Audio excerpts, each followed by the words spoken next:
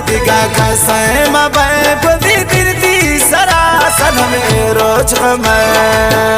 اگادم نبود دیگه کسای ما بدی دیدی سرا سنم روز غمه شیمانات فرمایش سید صادق شواشد خویبل جمالی جمعی اور رفیظ امراض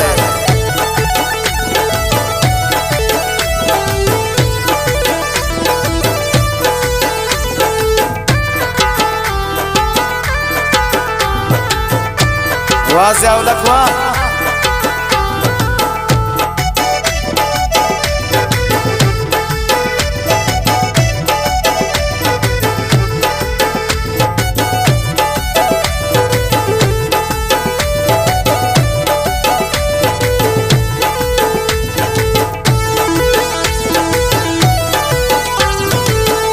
گوشیده به وفاتش خوشی مگن منی دوای همه چڑا منجا منن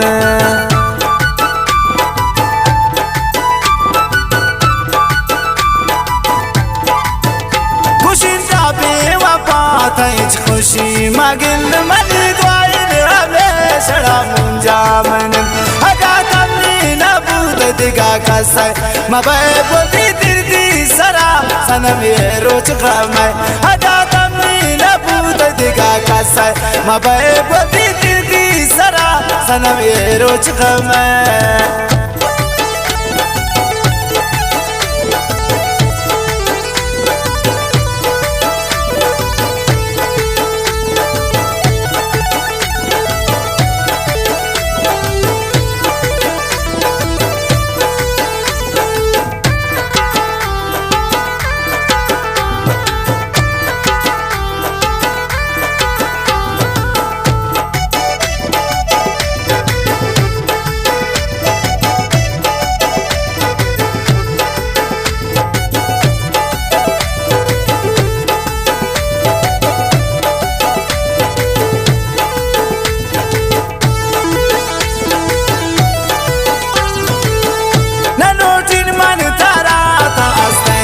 گره من ده ما سمجھی تو نی جانو جاگره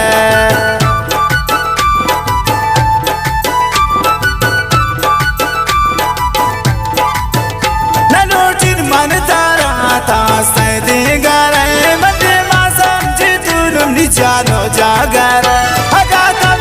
نبود دیگه کسای مبای بودی دیدی سرا سنم روز غمه اگادم نبود دیگه کسای مبای بودی دیدی سرا سنم روز غمه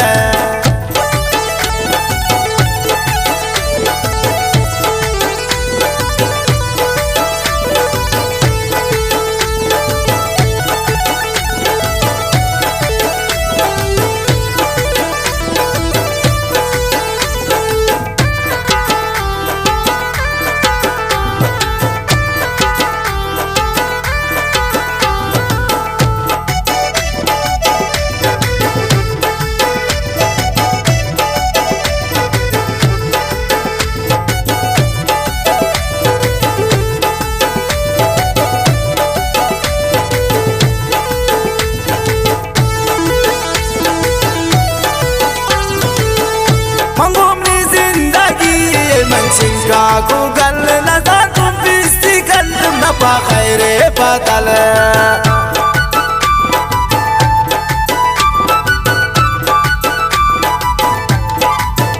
मंगुनी जिंदगी है मंचिंगा को गल नज़ा तुम बिस्ती गल न पा खैरे पतल अगादम नबूद दिगा कसाय मबाय बोती दिर्दी सरा सनम रोज गमाय अगादम नबूद दिगा कसाय मबाय बोती दिर्दी सरा सनम रोज गमाय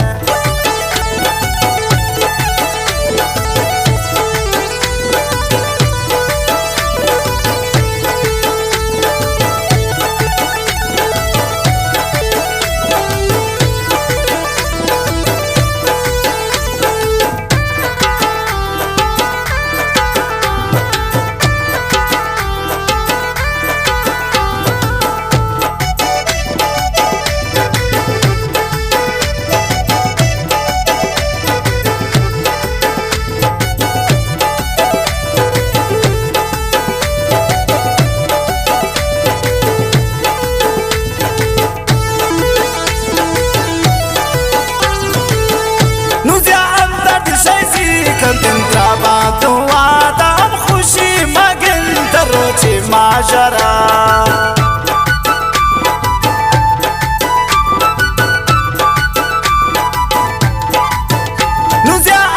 شیزی کنتین را باتو آدم خوشی مگن تروزی معاشرة اگه تمنی نبود دیگه کسی مبای بودی دیدی سرا سنمی روچ غمه اگه تمنی نبود دیگه کسی مبای بودی دیدی سرا سنمی روچ غمه